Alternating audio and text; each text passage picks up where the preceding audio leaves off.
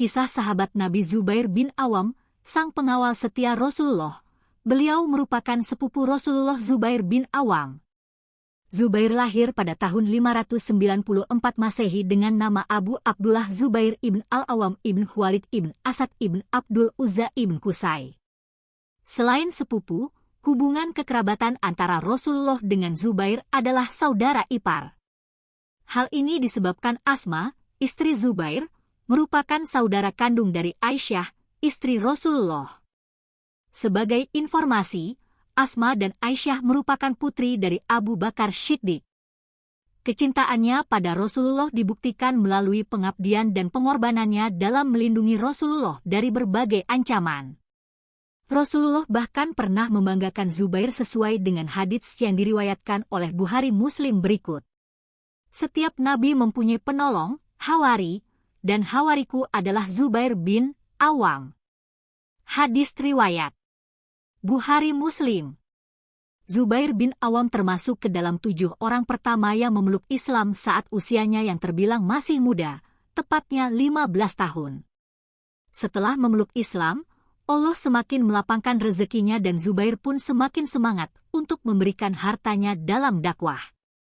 Salah satu akhlak baik Zubair adalah gemar membelanjakan semua hartanya di jalan Allah hingga ia wafat dalam keadaan terlilit utang. Harta kekayaannya pun didapat dari bisnis yang sukses. Dimulai dari latihan bisnis kecil-kecilan, berjualan, dan sebagainya. Zubair memiliki 1000 macam kekayaan yang digunakannya untuk berdakwah. Namun tidak ada 1 dirham, 4.000 rupiah, pun masuk ke rumahnya. Selain kedermawanannya, beliau juga memiliki kisah keberanian luar biasa disebabkan karena kecintaannya pada Rasulullah dan Allah.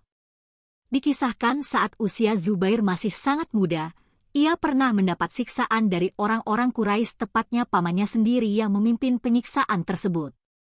Ia disekap di dalam sebuah dedaunan lipatan tikar yang dipenuhi asap api dengan tujuan membuat napas Zubair menjadi sesak. Zubair bin Awam pun dipaksa untuk mengingkari Allah dalam kondisi tersiksa dan sesak.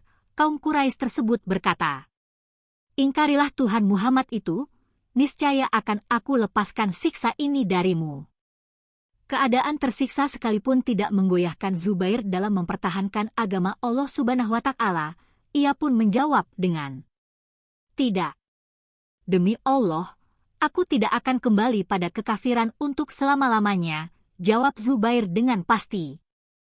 Kisah lainnya bercerita tentang Zubair yang selalu mengawal Rasulullah dalam peperangan.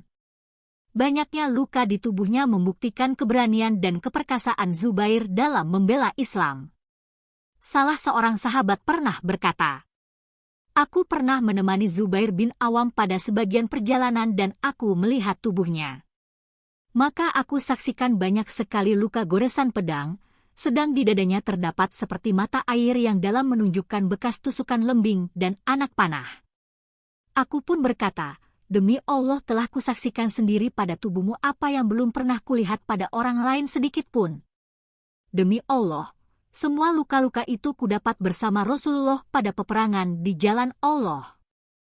Pada perang Khandaq kondisi kaum muslimin saat itu sangat buruk. Ditambah lagi ketika kaum Yahudi Bani Quraidah mengingkari perjanjian mereka dengan Rasulullah dan membuat kaum musyrikin masuk ke Madinah. Rasulullah berseru kepada kaum muslimin, "Siapa yang akan pergi ke Bani Quraidah untuk memerangi mereka?" Setelah berkali-kali bertanya, hanya Zubair bin Awam yang menyanggupi hal tersebut. Kesetiaan untuk mengawal Rasulullah, kedermawanan, dan keteguhan Zubair bin Awam dalam membela Islam memang patut diteladani. Semoga kisah singkat ini dapat menginspirasi kita.